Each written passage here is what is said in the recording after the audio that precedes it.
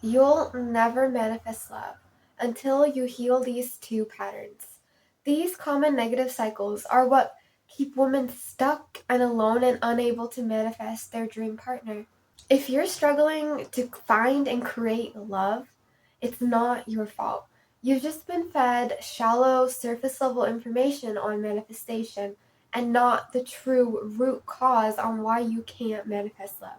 In this video, we'll be going over what the two patterns are, how they formed, and how you can overcome them so you can finally create your dream love life and break free from these negative patterns holding you back. Let's jump right into it. So the first super common negative pattern that I see a lot, and it's just been so normalized, is limerence. Limerence is basically having obsessive fantasies.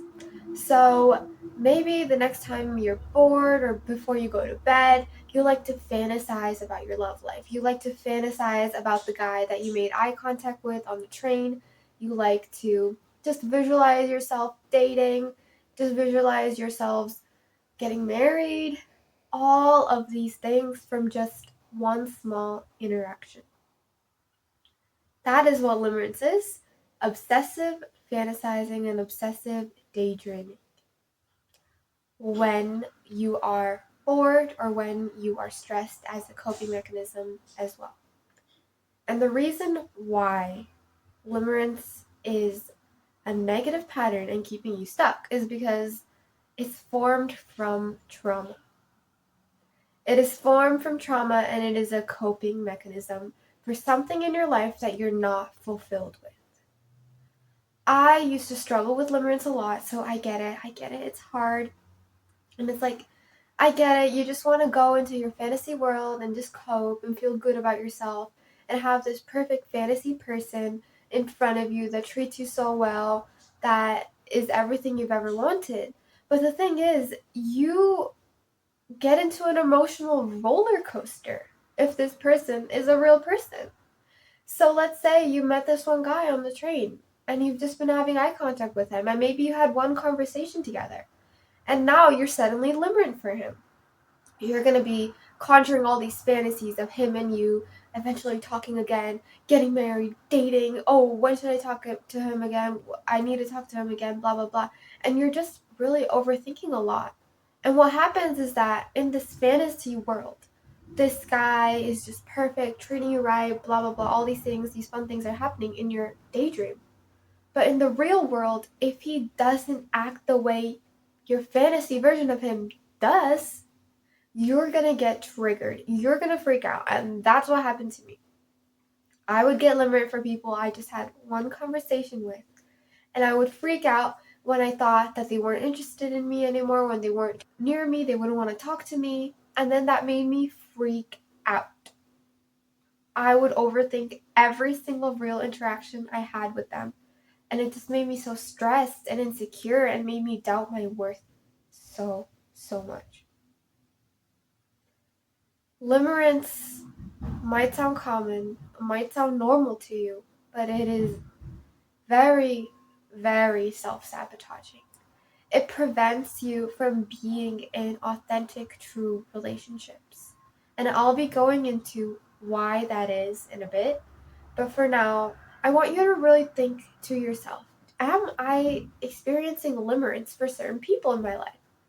Maybe you really like to romanticize like small interactions and you really like to get obsessively attached to one person that you've only had one conversation with.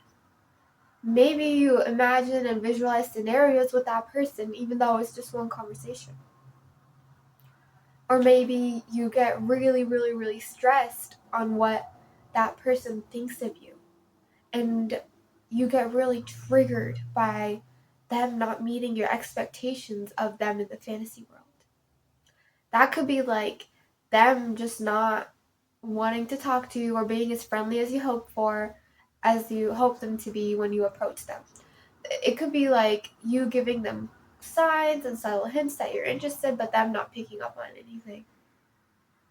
It could be the smallest things that just make you so stressed about that person. You're on a roller coaster. basically. And you are just, they're living in your head rent free, but you don't even know them that well. Then you are experiencing limerence. We aren't going to be living like that, okay? We are not going to be living in a fantasy world and settling for fantasy people that are not real, okay? We are not going to be like majority of the population that just gives up on their dream love life, just settles for fantasizing and finds comfort in that and doesn't crawl out of that shell to actually experience true amazing love and relationships.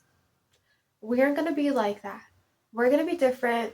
I'm going to help you get to your ideal love life by helping you overcome this and first understand why it's so harmful. From like a more grounded perspective, from a grounded real world perspective, ignoring like the manifestation energy perspective. When you are very, very limerent for a person and you constantly think about them, especially when you only like met them like for a little bit, the next time you go and talk to them, you are gonna give off this icky energy because you two don't even know each other that well, but you're already like fantasizing about them getting married to you, blah blah blah. But so you're gonna give off this icky energy because your words and your thoughts, your feelings aren't gonna align.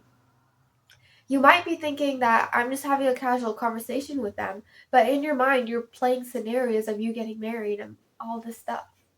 And the thing is, other people pick up on you when your energy, when your body language, your subtle energy doesn't reflect your words and your actions.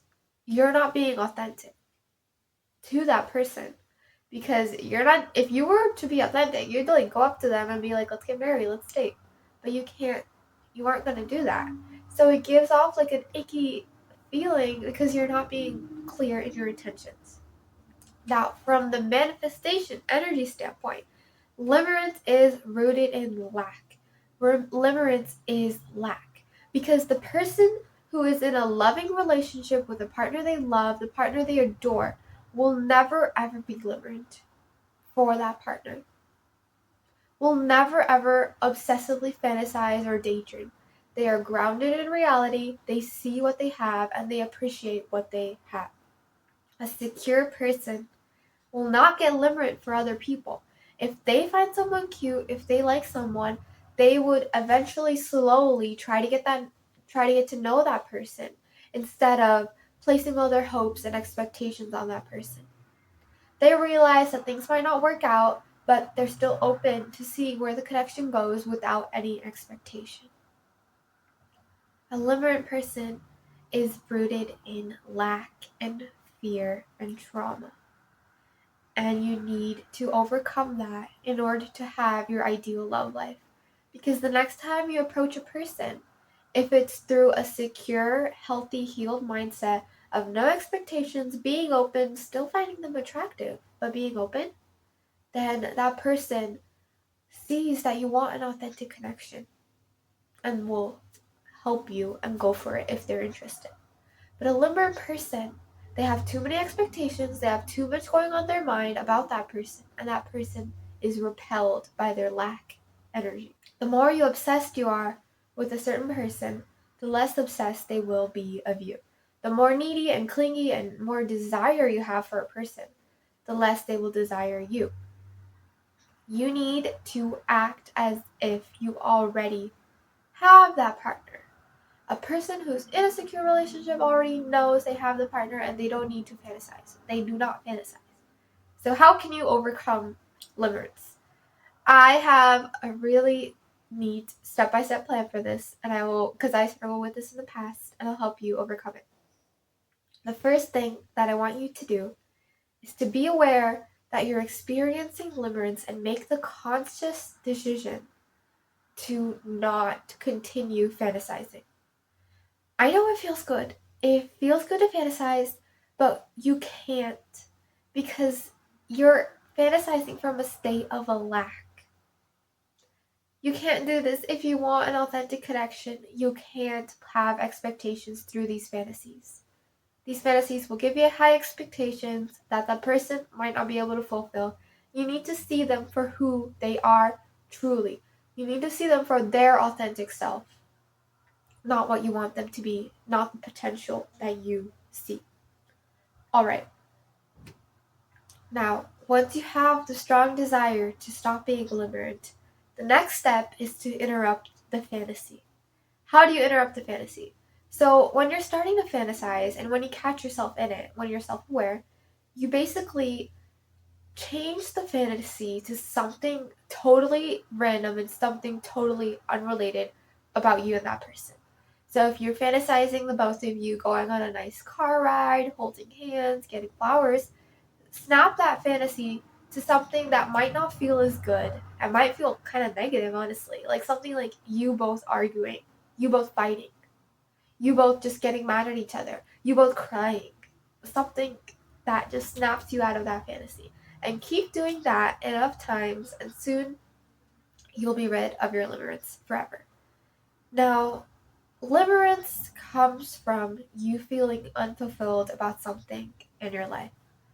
You want this person to give you certain feelings that you can't give for yourself.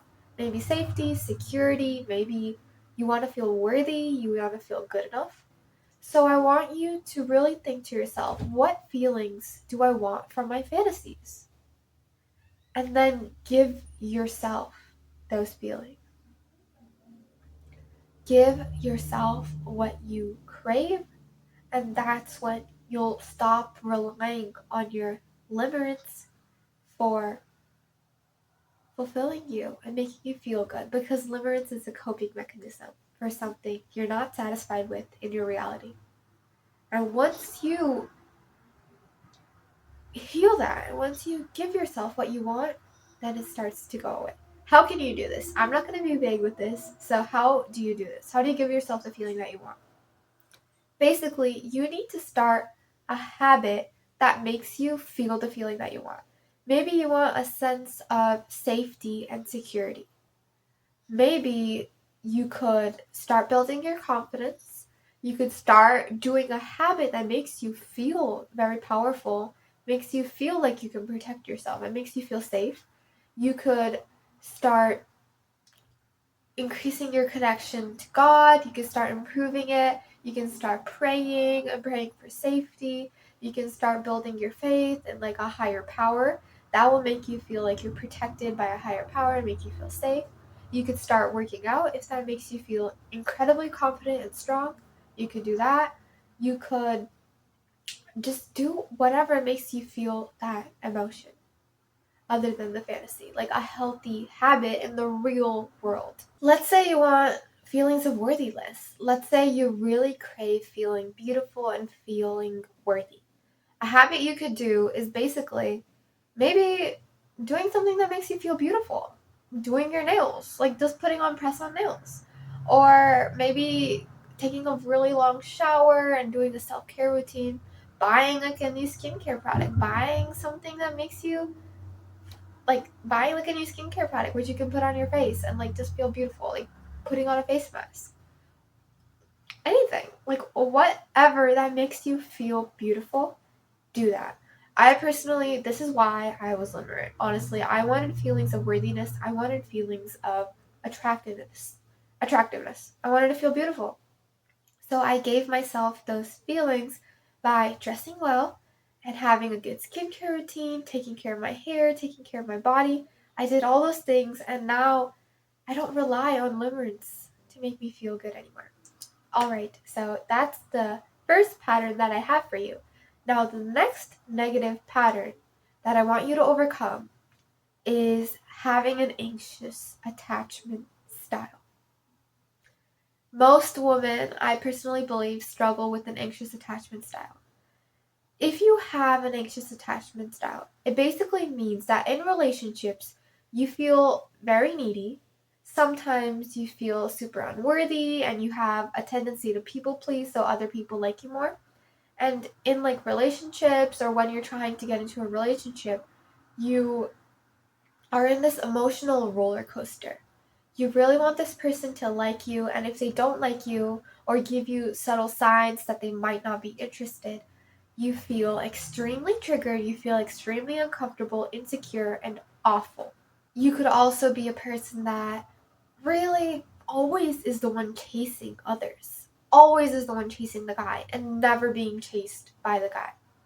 And you're just left with this sense of, oh, if I don't get him to like me, if I don't win him over, then it means I'm not good enough. It means I'm not worthy of love. But if I do win him over, if I somehow I chase him and I make him fall in love with me and I fix him, then he and I will be living together happily, and I am worthy. I am an amazing person. I am worthy of love. An anxious attachment style is basically a way of how you form bonds emotionally with other people, like romantic partners, for instance.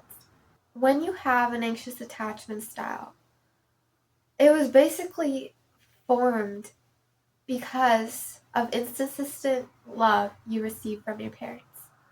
So some days your parents might really be sweet to you, they might take care of you a lot, but other days they just be stressed out, they won't be able to take care of you that much, and then you just feel worried. So the love you received and the care you received was really inconsistent in your childhood. That made you feel afraid as a kid.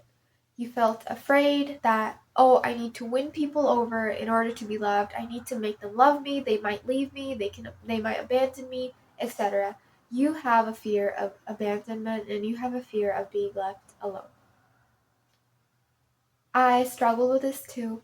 I want to tell you, I struggle with this too. And it doesn't have to just come from inconsistent love in your childhood from your parents. Like, it could also come from bullying.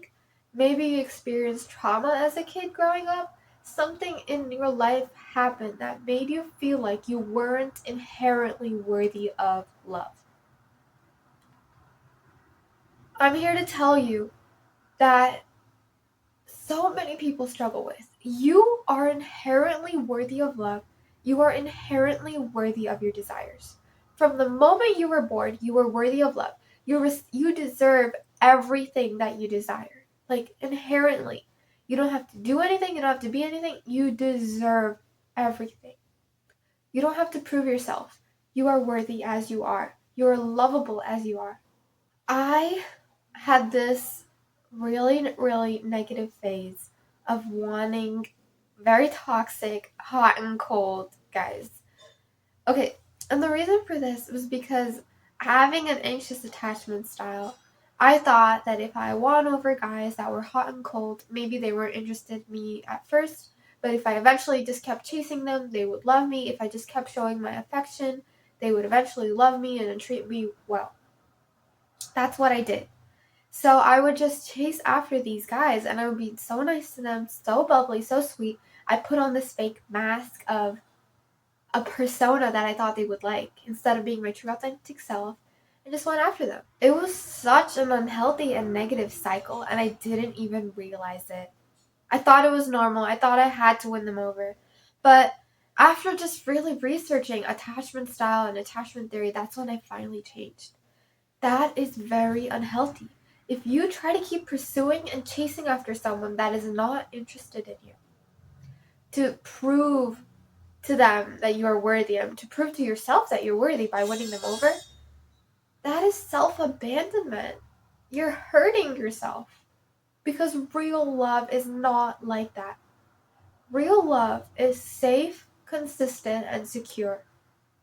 You'll know right away if that person likes you back and wants to be with you and they are consistent with you. They won't call you one day like 5 times and buy you all these gifts and then the next couple of weeks they ghost you and they don't say anything and they don't really care about you, and when you meet them the next day they just ignore you and don't even talk to you. That is not what real love is. Real love is feels so much more better than that. Maybe you formed this anxious attachment style because you had strict parents with strict expectations growing up. Your parents wanted you to get the best grades, your parents wanted you to be the best athlete. They kept all this pressure on you as a kid, and that forced you to believing, oh, if I do this, if I accomplish this, then my parents will love me. If I get the best grades, if I do this, my parents will love me. Otherwise, they will not love me. Otherwise, I'm worthless. And I see this in so many people nowadays. I see this in so many parents. And that's basically child abuse. As a parent, you're supposed to love your kid unconditionally. But when you're placing these expectations on them and making them think that if they aren't up to your standard, then you won't love them, then what? That's not what true love is. That's not what a true parent's love is. Anyway, I digress. Where was I? Okay. Yes. So I also really, really wanted validation. My anxious attachment style, really, I just wanted validation from other people. I just wanted validation from guys because I thought that would make me feel worthy. Now let's get into why it sabotages from a grounded standpoint and from a manifestation standpoint. Why does it sabotage your love life? Anxious attachment styles, people who have that, they are very, very needy and very clingy out of insecurity. They are super insecure and they're very needy and clingy, and they're worried that their partner might not love them anymore and might cheat on them, etc., etc. When you are radiating, this is from a grounded standpoint, when you are feeling those things, when you're just walking through life like that and you constantly think of that and you constantly believe that, you're going to naturally be super needy towards your partner. You're going to want your partner so bad. You want to keep them only attached to you. You're afraid of what if they go out and talk to other people? What if they leave me? What if they don't like me anymore? You are very, very clingy. And clinginess is a turnoff. The more needy you are, it is a huge, huge, huge turnoff. Because your neediness is rooted in insecurity, and other people can feel that energy. They can feel your insecure energy. Your partner can feel it. If you're talking to a guy and you really want him super badly, he can feel it. Your insecurities, your neediness, he can feel it, and he's turned off. Now, manifestation standpoint, why does it sabotage? Again, you're operating in lack. You're operating in a state of fear and unworthiness. And in order to manifest, you need to be in the state of already having your desire majority of your day-to-day life. You need to feel like you already are the person in a relationship. You need to feel like you're already happy, you're already secure, you're already safe, and you're already beautiful and confident. You need to feel like you have your desire. But when you're anxiously attached and when you're freaking out and super insecure, no one's gonna want you. No one's gonna want to date you. Okay? I'm sorry. That was really harsh. I apologize. But when you're in that state of lack, you're just gonna attract more lack. When you're feeling secure and happy, and when you feel loved, when you feel worthy and beautiful, you're gonna attract more situations that make you feel that way. Your reality is gonna shift to confirm that. Now, how can you overcome your anxious attachment style? Basically, the root of it is that you feel unworthy and you feel like you need outside approval to feel like you're worthy of love. And how you can change that is to up-level your self-worth and validate yourself. Make yourself feel like you're beautiful. Make yourself feel like you're worthy of love. Love yourself. Treat yourself very well and love yourself. Then other people will love you. How do you do this? Basically, you identify your ideal self. You write down a list of the qualities that your best self would be embodying. So your best self, what does she have? Does she have a loving partner? Does she have a beautiful face? Does she have a beautiful body? Does she have a successful business? What does she have? And then write down the qualities and day-to-day things that she would do, like a detailed description of her. Then what you do, you basically embody her. You change your limiting beliefs, you heal your trauma to embody her. It might sound really daunting at first. Okay, it might sound really daunting at first, but something that I want you to remember is that the smallest actions that you do today consistently, the smallest thing will lead to a huge change, okay? So yeah, when I'm telling you to write this person down and they're so incredible and I'm telling you to embody them, it might seem scary at first. Like, it might seem like you can't do it because it's such a huge task and you're worried you might go back to your old self. But I'm telling you, when you start small, the smallest, slowest actions, it will create progress and you will eventually become her. Don't freak out. Start small with small actions. And we go really in depth into this in my Mindset and Habits Masterclass on how you can change your identity and shift your reality by mastering your mindset and habits. So if you want to check it out, click the first link in the description below. Anyways, so you start really, really small and you start to become this person who has your desires, and you start to embody and act as if you are already them in your day-to-day life. That's what manifestation is. When you change your thoughts change your feelings, and your feelings change your actions, and your actions change your reality. And that's how manifestation works, and that's how the reality creation loop also works. That is basically how you can build self-worth. You need to love yourself and love being you and love the life that you're creating. Because in the end, that's what matters. Loving yourself, loving being you, and just experiencing your life through this lens of being your most productive, your most happiest, your most feminine, loving self. You can get there. I totally believe that. And if you want to learn more, again, you can join my Mindset and Habits Masterclass. Anyways, let's continue. The next tip I have for overcoming your anxious attachment style is to understand, identify, and avoid red flag guys. Your tendency to go after hot and cold guys, those are people with another attachment style named avoidance. Those people are avoidant people. They have hot and cold behaviors because when they were a baby, their parents hardly loved them. Their parents hardly took care of them. So they grew up relying only on themselves and not having a proper loving relationship with their parents and not being able to properly experience love. So they're afraid of love. That's why they are sometimes warm towards you, but sometimes cold towards you, because they're just afraid of love. They don't know what it entails. They're just scared of it. And I want you to avoid those guys, because anxious plus avoidant is the worst combination for a toxic relationship. So many toxic relationships nowadays have that combo, and I want you to avoid that as much as possible because you deserve better. You don't need that. What do I want you to choose? I want you to identify green flag amazing guys. These green flag guys are consistent with their love. You know that they love you. They don't make you doubt your worth. These guys are consistently showing up for you. They reply to your texts. They treat you well. They always make sure to take care of you and are considerate of your feelings. If a guy ghosts you, let him ghost you, okay? If a red flag, toxic, hot and cold guy ghosts you, don't chase after him even though you want to. Don't text him back, hey, do you still love me? Why are you ghosting me? Why are you not talking to me? Don't do that. If he truly loves you, he will treat you well. He will put in the effort, because there are green flag guys out there, secure guys with secure attachment styles whose parents treated them very well as a kid, loved them unconditionally, just treated them so well, and they grew up with a healthy love style. And that guy will treat you so well and love you so right. Okay?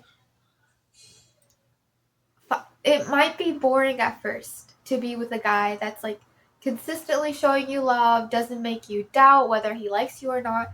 It might be boring at first because you're so used to the toxic relationship pattern of, is he interested? Oh, maybe he is, or maybe he's not, or maybe not. Maybe, I don't know, is he interested? I should chase after him more. You're so used to that old pattern that suddenly this safe, secure love that doesn't make your alarm ring in your head, like your anxious attachment style alarm ring in your head, it feels boring.